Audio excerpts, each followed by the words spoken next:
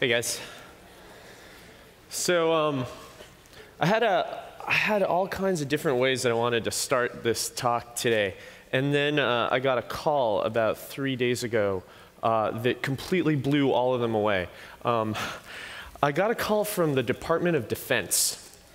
Yeah, this was pretty odd. This guy called me up and he said, "Hey, I'm looking for Elan Lee," and I said, "Yeah, this is Elan." And he said, "My name's," we'll call him Richard, from the Department of Defense, and I'm really interested in asking you to come and work with us." And I said, "I'm a professional storyteller. What possible use could the Department of Defense have with me?" And he said, "You are really good at motivating large groups of people to behave in a very particular way. We are very interested in that particular skill." And I politely said, "I'm not really interested in that." And he said, "Don't worry, we'll call you back." And I said, I'm really not interested." And he said, "Don't worry, we'll call you back." And so now I've got that to look forward to. But I thought maybe I would use that to kind of get us into this idea of what it means to be a storyteller, and specifically some of the really interesting things that are going on right now in the area of storytelling. So I want to start by taking us back to 2004. I had just left Microsoft. I worked on the original Xbox. I just left Microsoft, and Microsoft was about to launch Halo 2. They called me up and they said, "Hey, we really need some help making the launch of Halo 2 the largest video game launch in history." And I said, "Honestly, you're not going to have a problem with this. Halo 1 was one of the largest game launches in history. Everyone's looking forward to Halo 2. You've got no problem." And they said, no, what we really want is for this to be a cultural event." And I thought, that sounds pretty awesome. Okay, I'm in. Let's figure out how to make this a cultural event. And they sent me a bunch of scripts, and they sent me the character breakdowns, and kind of realized very quickly this is a story about aliens invading the Earth, and they want a cultural event. And I thought, okay, aliens invading the Earth, cultural event. This has already been done. This is War of the Worlds, right? This is Orson Welles. And so I thought, well, if we're going to build something, the best way to build anything is just to steal from really smart people who've already done the work. And so we wrote, directed, produced an entire radio drama that we called I Love Bees. And anyone here play the game I Love Bees? Yeah, a few. You guys are nuts, by the way. I love you, but you're crazy. The way this thing worked was we wrote this crazy, massive radio drama, cut it up into little bitty pieces, and then instead of broadcasting it over the radio, we broadcast it over payphones. Literally thousands, tens of thousands of ringing payphones all over the United States, all over the world. You're walking down the street, there's a payphone ringing. You walk over to the payphone, you pick it up, and there's this woman who says, "Oh my God, thank God you answered the phone. Listen, I really need your help. What you really got to do is pass this information to," and off you go, and you're knee deep in this story. You've collected a small piece, you take it online, you contribute it to the community, everyone contributes their piece, and suddenly you start to learn what it was like to be on the Earth as these aliens, the Covenant, came down to invade. That's not actually the story I want to tell you. The actual story I want to tell you is what happened towards the end of this campaign. One of the things we wanted to try was to see just how powerful this audience was. We knew that there were millions of people going out answering these payphones, but we wanted to see what they were actually capable of. So you have to picture all of us are gathered around a phone. There's me, the director, there's the producer, there's our technical director, there's our actor. We're all huddled around this phone because one of the things that we started doing, if you look at these payphones ringing all over the place, any game designers out there will know that a big thing you're going to run into really quickly here is player fatigue. You ask a player to do something really insane like this, they're going to do it once, they're going to do it twice, then they're going to get really tired, and the game has to accommodate for that. So what we employed was something called random schedule reinforcement, which basically means we're going to turn you into a rock star randomly.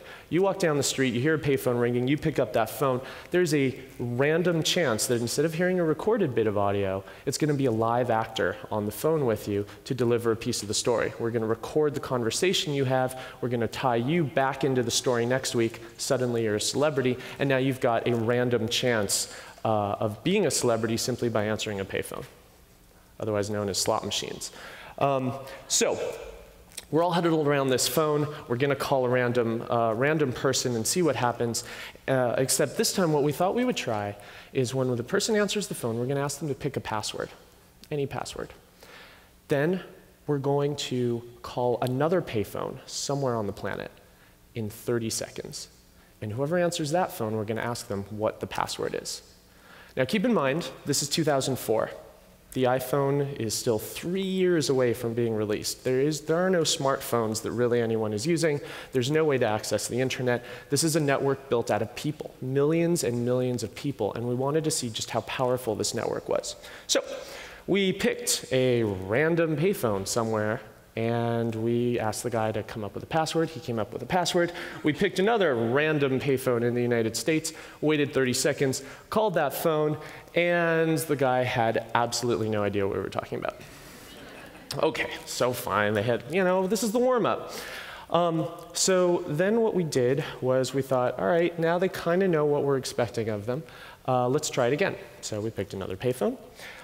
We talked to the guy, asked him for a password, and he chose Kili Kili, which we all had to look up. He picked this random thing. Filipino word, means armpit. So he picked Kili Kili, and we thought, all right, well, this is the joy of working with live players. And we waited 30 seconds. We called another payphone on the other side of the United States. Someone answered the phone. The actor said, what's the password? And instantly, the guy spit out Kili Kili. And this was crazy. This was mind-blowing. And of course, the only way that stuff like this happens is because these guys go out and they turn these into events. They dress up in costumes. They meet friends. They turn these into a new kind of storytelling. And for me, this was an incredibly powerful moment because I started to realize this audience is not only expecting a new kind of interaction, but they're actually demanding it. And if I give it to them, they're going to make it even better than anything I can create on my own. So when I say that the name of this talk is that the audience is ours to lose, this is 2004, 8 years ago. The audience has grown tremendously since then. And at this point in the talk, what I would normally do is just show you a bunch of statistics. I'd show you that that audience has grown. But this is, after all, the Seattle Interactive Conference. And I thought, wouldn't it be a lot more fun to do this in an interactive fashion? Instead of showing you numbers and graphs, let's actually poll this room. Let's see what these trends look like. Let's see what's happened in the last 8 years. And we'll start out really simply. How many of you watch shows exclusively on a TV? Okay, today, exclusively. The only way you ever watch television is on an actual TV set. Show of hands. Seriously, zero? Come on. 1%, will we call this 1%? Are we gonna be generous? Call this 1%? I know this audience here. All right, bear with me. We're gonna actually do this in real time. See if this works. Call it there, and that's 10%. All right, 1%. All right, same question. Now we're going to go to 2004. Instead of just putting you right immediately in 2004, I thought I'd give you a little bit of visual aid here. 2012, number of Facebook users. This is a stat that they've been throwing around a lot. There are 1 billion Facebook users today. It's actually a little higher than that, but we'll call it 1 billion. Just to put yourselves in that mindset, in the Wayback Machine, to say, what was it like in 2004? The number of Facebook users in 2004, no guesses? 1. Sweaty guy on a couch.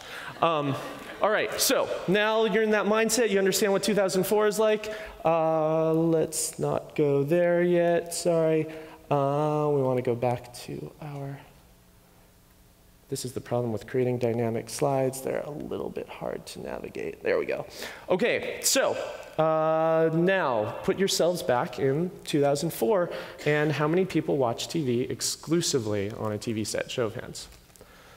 Right. Anyone want to help me? Was that 80, 85, 90%? Somewhere around there? No one's going to object if we say 85%? All right. So we've got a trend going on here. This, of course, I'm sure you guys can guess, this starts to match exactly what's actually going on in the world. This is a Nielsen rating, a whole bunch of shows averaged together. This is month-over-month results. We can see audiences are leaving. Now, they're not watching television. We know, everyone in this room, we know we're still consuming television. We're just not doing it in the way that they expect, and we're not doing it in the way that we used to do it. And this is really important, and we'll come back to that later. But it is really significant to me that, especially in a room, to see incredible numbers like that, and it's something we have to start paying attention to. All right, next question. Most of the movies you watched were in a movie theater. All right, so let's say this year, most of the movies you watched were in a movie theater. We got numbers, show of hands. 5%, 2%? All right, tiny, again, you guys know where this is going. We'll just say, whoops. Okay, 2%. Now, let's take us back to 2004 through the price of gasoline. Today, average price of gasoline, $4.55. 2004, this scares the hell out of me every time. Yeah. Okay, so here we are, 2004, same question. Most of the movies you watched were, I didn't mean to click that. All right, most of the movies you watched, let's do it this way, were on an actual movie theater, and you get to watch this a third time.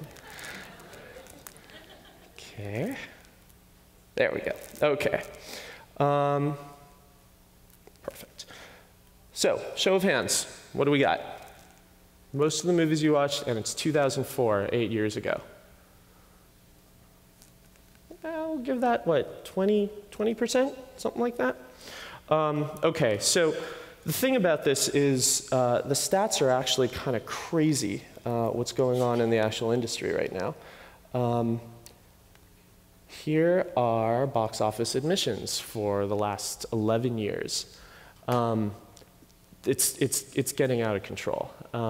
We're just watching this massive exodus away from movie theaters. Nothing but the actual tentpole movies are making any money at all these days. Again, a stat we have to start paying really careful attention to. All right, last one. And this is the most interesting one for me. Who uses a smart device while watching TV? While you're watching TV, however you watch it, in your hand, right, you've got a smartphone, a tablet, or whatever, right, okay. All right. So let's just mark that down. I'm going to call that 90%. Same question, of course, back in 2004. And to get us there, just last week, last week, Donald Trump went on national television to make an absolute idiot of himself. Take us back to 2004, of course, Donald Trump went on national TV and made an absolute idiot of himself. All right, so let's ask the same question. How many of you guys had a smart device in your hand while watching television? I have to stop clicking that thing. There we go. Numbers, smart device in your hand, any kind? I'll even take a cell phone at this point. Right, all right, we're gonna call that 0%. I don't even need to update this slide. So this is exactly what we're seeing.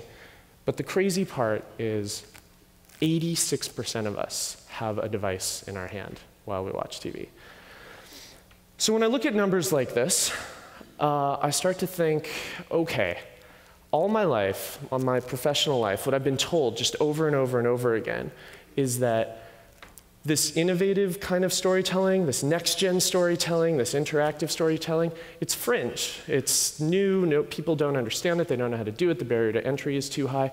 But what this is telling me, and what it should be telling all of us, is that this is the audience. This is a huge audience. The audience is actually here. The audience is demanding more of us. And what I want to talk to you guys about today are the ways that you can learn from my mistakes and how not to lose that audience, because they are already here. We don't have to work for them anymore. What we have to do is work to keep them. So with that said, let's talk about some lessons. And I'm going to call these lessons for audience entrapment, because now that they are here, we do want to keep a hold of them. Lesson number 1 is all about promises. And in order to talk about promises, I'm going to talk about one of the very first projects I worked on. I worked on this movie AI with Steven Spielberg, and he hired my team to essentially build a story that came before the movie. And the idea was hidden all over the advertising for this movie.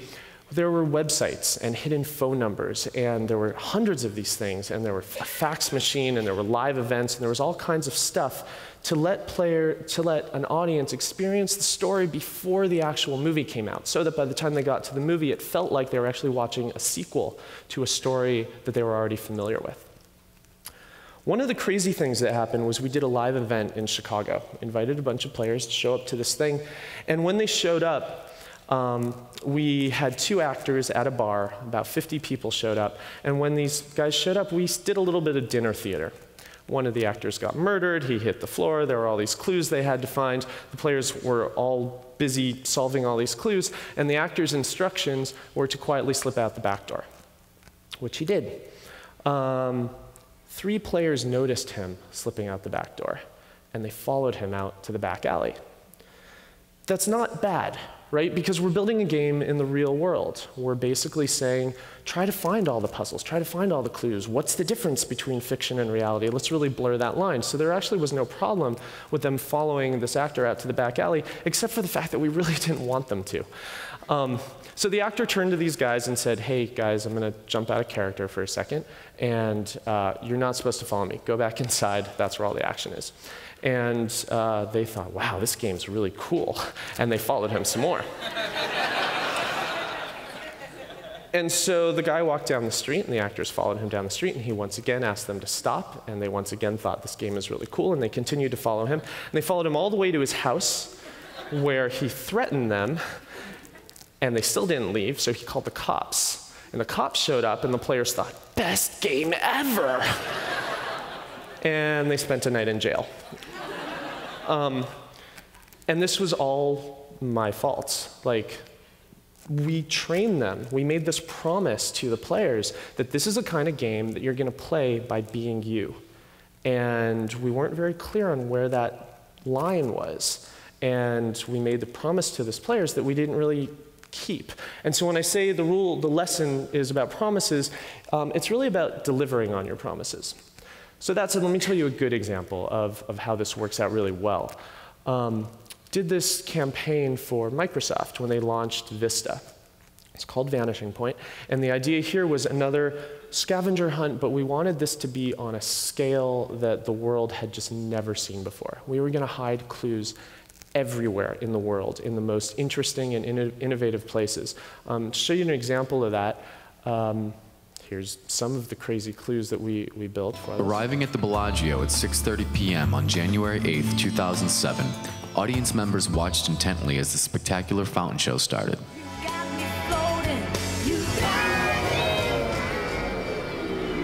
But was mysteriously interrupted. My name is Loki. My job is to find the smartest people on the planet. I have devised a series of intricate puzzles.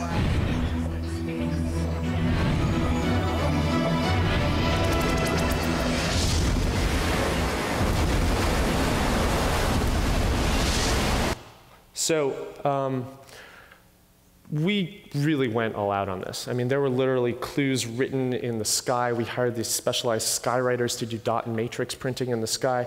We did one of Seattle's largest fireworks display. Every explosion you're seeing here is actually a clue based on the color, the orientation, the shape, what else was exploding in the sky at the time. We went all out on this thing. And millions of people showed up to try to track this down, to try to find where this woman was hiding. And so it got a whole lot of attention. And when I talk about delivering on your promises, if you're going to ask players to travel literally all over the world, and you're going to ask them to try to interpret explosions in the sky, then when a very nice lady from Nebraska kicks unholy ass and finishes these puzzles faster than anyone else out there, gets to the finish point, you better deliver on that promise that it's going to be amazing what she finds at the end. So you do something like flying her into space.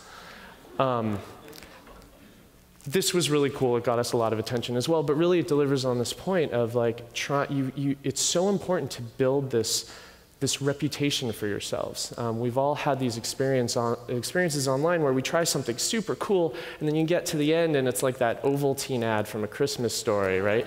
It's just, it's such a letdown, and honestly, those are players you're never going to get back, ever, ever, ever.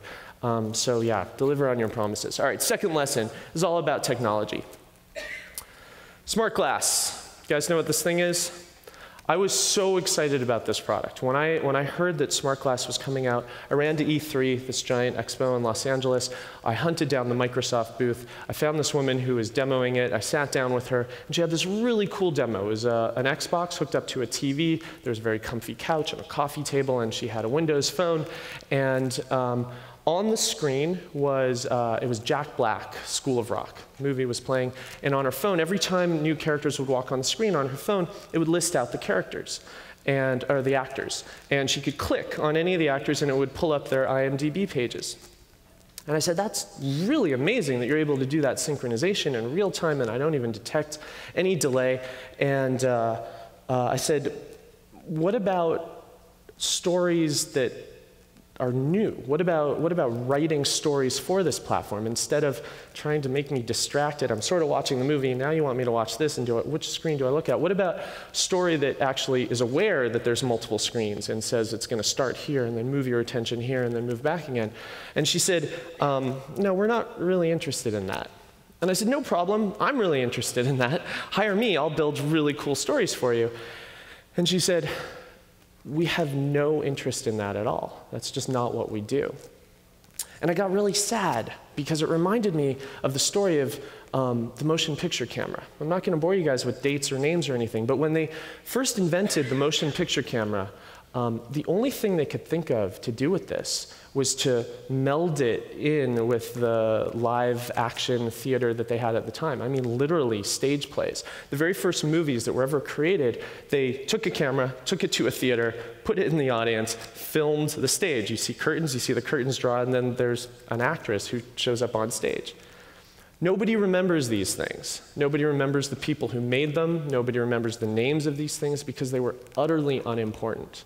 What we remember instead are when these guys came along, and they started writing for the technology. They invented the cut and the pan and the zoom and multiple cameras, and what they started to do was they pushed the hell out of this technology, and they wrote stories that accompanied it so that we could take the next step in that evolution of storytelling. So you can imagine how depressing it was for me to show up to this incredible technology and then have this woman basically tell me that what she wanted to do was film stage plays. So when I talk about technology, we've got some work to do because it really means to challenge your technology. Push it as far as it can possibly go, because that's the only way that you're going to pull an audience and keep that audience, where they feel like this thing is aware of the way they live and show them new things that they've never seen before. One of my favorite examples of this is Byzantium. If you guys have not seen this site, the URL is right there on the bottom. When this conference is over, go home, go to this site. I didn't make it, I'm not affiliated with them in any way. Go to this site, it will absolutely blow your mind. It was built by Campfire Media, and it all started with a really simple campaign. On the anniversary of the Occupy movement, they put up posters like this. And got a lot of publicity pushing people to the site because people were wondering, what the hell is this and how did these things show up? And when you go to the site, it just starts getting weird, like right off the bat. Are you normal? And then it asks you questions like this that have multiple choice answers, none of which seem readily obvious. But on and on it goes, asking you these really, really crazy questions. And then all of a sudden, your webcam turns on, and it starts filming you. And now your picture is suddenly involved in these things. And then it asks you to connect to your Facebook page. And then your friends are suddenly involved in this craziness. And it gets spookier and spookier until we get to the end, which I am going to intentionally blur out. While that might seem cruel, trust me, it would be much crueler for me to reveal what happens at the end of this thing without you guys experiencing it on your own. What I will say is that Campfire hired a magician and a psychologist to help them construct this awesome, awesome, amazing thing. And what happens is they start to get tweets like this.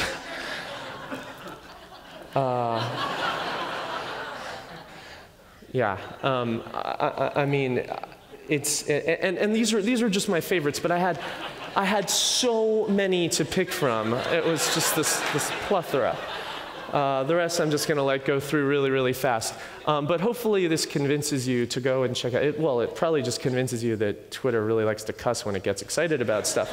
But you really should go to the site, because when I talk about pushing technology, today, I don't think you'll find a better example than this. And it is something that would not have been possible to build 5 years ago. It wouldn't have been possible, I don't think, to even build this last year. But they are staying on the absolute cutting edge, and they're challenging their technology to keep up with the kind of inventive storytelling that they want to participate in. All right, third lesson, think like them. And what this means is we're all going to start engaging with these audiences. And this is not the passive audience. This is not the audience that kind of sits back on their couch and watches a TV show. I'm not saying that's bad. I'm saying when they engage with interactive storytelling, they demand a little bit more. So here's one of the greatest horror stories I've ever come across. I'm not going to talk about what game this was or who built it. Suffice to say that this was a small game. And what they challenged their players to do is, through a very, very creative story, they wanted their players to rebuild a machine. They actually had die-cast metal pieces that all came together to build this incredible machine that they then disassembled, took all the pieces, and buried them all over the planet. Okay, here's what happened. The players found the first few pieces, started forming these groups, putting the machine back together, got very excited about this, and about 2/3 through the game, the storytellers realized they had mismanaged this, and that they actually didn't have the rest of the story ready because the players had gotten through the early bits so quickly. So they came up with a pretty clever solution. They buried a piece in Antarctica. And it's very important. Antarctica is only accessible 6 months out of the year. So they took the last round-trip ferry to Antarctica, buried the piece, came back, and now told the players, next piece in Antarctica. And the players literally had to wait 6 months before they could go and find that piece, giving the authors a little bit of time to regroup, to figure out what the next arc of the story was going to be and how to do it. When I say think like them, what I mean is, as excited, devoted players who look at this story and then find this ridiculous obstacle, they're not just going to sit there and say, yep, we'll wait 6 months. Instead, what they do is they call the Naval Research Base on Antarctica. And they get in touch with a very nice lady there, and they say, listen, if we give you some GPS coordinates, how would you feel about going out for a little walk? And this nice lady says, I literally have nothing else to do. So sure. So she straps on her boots and jacket, and she goes out for a little walk, and she comes back, and she says, yeah, I went to those GPS coordinates, and I started digging, and I found a metal box, and inside is this crazy engraved gear. What do I do now? And the players say, well, meteorite fragments hit Antarctica all the time, and when you collect those, you put them in a 3D scanner, right? And she said, yeah. And they said, well, can you put that gear in the 3D scanner? And she said, sure. So she puts in the 3D scanner, and she sends them the results, and then the players get a hold of a 3D printer, and they print out the gear, and they add it to the machine, and the game keeps going, except there is no game to keep going. There's literally nothing left. And the whole thing falls apart at that moment. And so when I say think like them, what I actually mean is admit you don't. They're way smarter. There's way more of them. They're way more innovative. And that's really important. That can work to your advantage. When you build the craziest story in your head with the craziest delivery mechanism in your head, be sure that you're on the same page as the players. Be sure you're talking to them. Be sure you're participating in the chat groups. Be sure that every day you engage with them so that you can have a backup plan and a backup plan to that backup plan, and on it goes. I'll tell you about one of my favorite success stories in this regard. Worked on this project for 9 Inch Nails, where Trent Reznor came to me and basically said, listen, I've got this new album called Year Zero, and it feels a lot like a movie, but all I have is the soundtrack for the movie, and can you help me build the movie? And I thought, hell yeah, I can help you build the movie. So what we did was we looked at the lyrics of all the songs, and it was a story kind of built in there about a dystopian future. And we wanted players to be able to live in that world, and so we thought, what we'll do is hide clues all over the album, in the lyrics, in the music videos, in the album art, everywhere we can possibly think of, so that every time you poke at this story, it says, yeah, come on in. There's a whole world here waiting for you.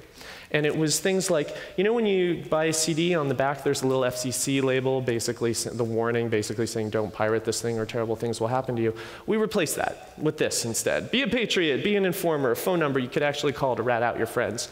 And it was this crazy, spooky message that you would get when you called that phone number, just kind of putting your toe in the water, just kind of saying not all is as it seems here. You know when you take an audio file, put it in your computer, and you see the waveform that results when you look at the physical representation of sound, that's not what happened with these. Instead, you would see crazy, spooky hands reaching down from the sky, or actual phone numbers start appearing on your screen. That phone number at the bottom there hit 2 million phone calls, incoming phone calls in the first 4 days it went out, which I think actually makes it the most viral piece of content in history, but the jury's still out on that. Anyway, and one of my favorite examples was it went to the actual disc. That was the disc, that black disc, all black, said Year Zero. You take the disc, you put it in your CD player, you listen to the album. When you eject the disc, a different CD comes out of your CD player. The CD that comes out is this white one over here with secret codes, hidden messages, URLs, all kinds of stuff for you to decipher. The way we pulled that off is with a thermal ink. The heat from your CD player burned away the thermal ink, revealing the codes underneath. It would eventually grow back so you could do the trick over and over again. But we let players live in this world. And we're getting dangerously close to this problem. Players are living in the world, but we have to admit to ourselves we don't think like them. How do we accommodate that? And we knew it was going to come to a head with our final event, which was a live show. We took 50 of the most devoted players, guys who had literally gotten tattoos of some of the artwork from this album, real live tattoos. We invited them to show up at a location. When they showed up, we grabbed them, we blindfolded them, we took away their cell phones, we threw them in a van.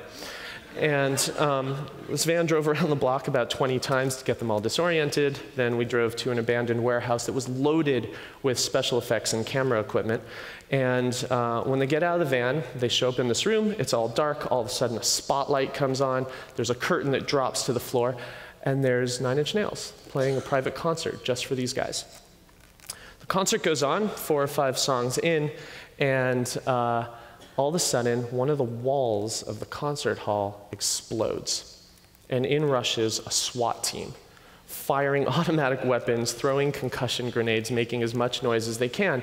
And here's what we wanted to happen. What we wanted to happen was when you see a huge guy with a bulletproof vest running at you, screaming at the top of his lungs, firing an automatic weapon, you're going to turn and run the other way. Giant door, well illuminated, huge access. You run through the door, you get onto the van, and we take you home. That was going to be the end. That mostly happens, except for those 4 guys who just stood there like this.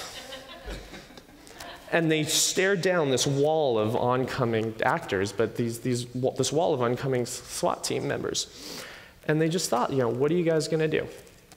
So what happened was one of the SWAT team members grabs one of these huge burly guys by the shirt collar, throws him up against the wall, punches him across the face. Blood splatters all over the bricks, throws him down to the floor. 3 other SWAT guys come over, and they start kicking the crap out of this guy. The remaining 3 big burly guys turn completely white, run for the door.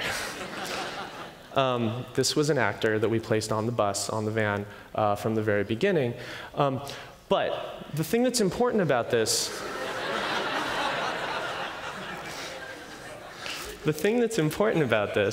is that was like plan C. We had a plan B that completely failed. We had plan C that worked, but we also had like 4 other plans. And it was because we talked to the players a lot. We understood where their mindset was, we understood what their expectations were, and it was really important to us to work with them to figure out how to deliver the best possible experience. I cannot state this enough. You are not your audience. You really aren't. You might think you are, but you've been living and breathing this stuff for far too long. They're always going to come at it with a new experience, with a new perspective. And when you're building pieces of interactive fiction, they get to touch it. They get to break it. They get to really test the boundaries of what it can do, and you have to be prepared for that stuff. And you have to be prepared for the fact that you're not going to be able to be prepared for that stuff. The next thing that I really need to, I'd be remiss if I didn't talk about at all, is what I've been spending the last 5 years on. When I look at this idea that we've got this massive audience and how do we work as hard as we can not to lose them, what I did, I used to live in Seattle, which was truly, truly like the best years of my life, but had to move to LA to try this crazy experiment. And what I wanted to do was build a synchronization engine. Started a studio called Fourth Wall Studios. And the way this synchronization engine works is, as you're watching a TV show, what would happen if characters on that screen started calling you on your cell phone, or sending you text messages, or emails, or posting to your Facebook wall? What if we had an engine that could keep everything synchronized? Your TV is aware of your computer, is aware of your phone, is aware of your social network, is aware of all this stuff, and to use them all in concert to deliver one giant cohesive story. So we built the engine. It worked really well. I'm so proud of this thing. And then we went and we shopped it around all these Hollywood studios, and they basically scratched their heads and said, what the hell is this? What do we do with this? So what we kind of realized we would have to do is build our own shows. We built a ton of them. We've got about, well, a ton. We've got about 8 shows right now. We're a little startup. But they're all shows that use the tech to tell a good story. They're shows, they're horror stories, there's a comedy. We got our favorite actors, we got our favorite directors together, and we tried to use those 3 rules as best we could to manage a massive group of people and to pull the barrier to entry way, way, way, way down and tell the kinds of stories that people would immediately be good at, that we knew that they would want, and that would push the hell out of this technology. So we built all these things, and we put together all these shows, and we built this platform, which is finally out. And the reason that this is very significant to me is because I hope it arms you guys as fellow storytellers with a little bit of ammunition. Next time you're sitting in any kind of pitch meeting with some of the older forms of media, you're sitting with a TV executive, you're sitting with a movie executive, and you're trying to pitch what you think the future of storytelling looks like, and they say really obnoxious things like, our model isn't broken, and we think this is too complicated, and our audiences won't appreciate this. You can jump across the table, tell them to stop doing a really bad little girl impression, and say, things like this on the end, dirty work, just won a freaking primetime Emmy. So it's suddenly not quite so fringe. There's suddenly a huge audience that not only was already there, but is now starting to pay attention to this stuff and all gather around individual properties that are starting to tell these stories in really new and creative ways. So why don't we review these 3 lessons, which I think are so important. Deliver on your promises. Of course, challenge your technology, and admit that you don't think like these guys. To sum up, to finally get us to the end here, what I really wanted to do is kind of bring us full circle And we started with a fun story about I Love Bees, and I thought maybe I would end with one of my favorite stories about I Love Bees, which is, you have to imagine we're all kind of huddled around this phone.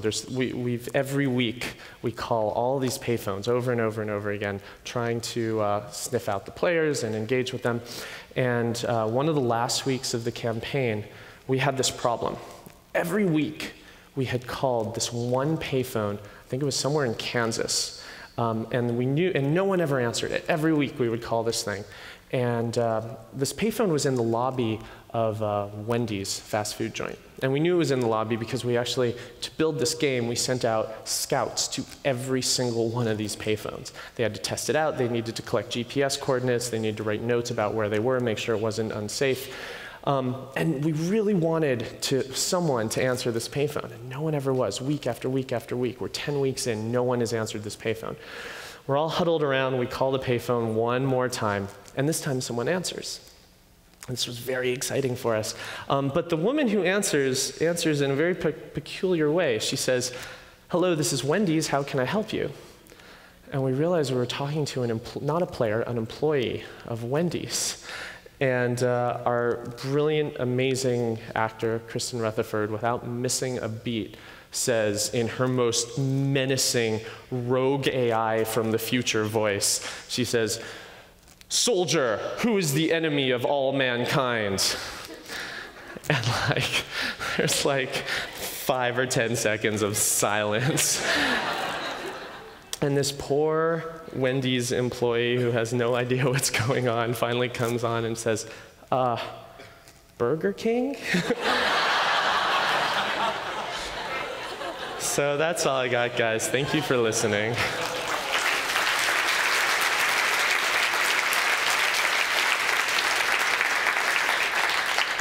We can do a few questions if you guys are up for it. You can come and see me after. It's up to you guys if you want an audience for questions or not, but I leave that up to you. Anyone? I can't see a thing, honestly, so you're going to have to shout. Yeah, all right. We're going to call it then, and yeah, just come up and see me after if you guys want to chat about anything. Thanks very much.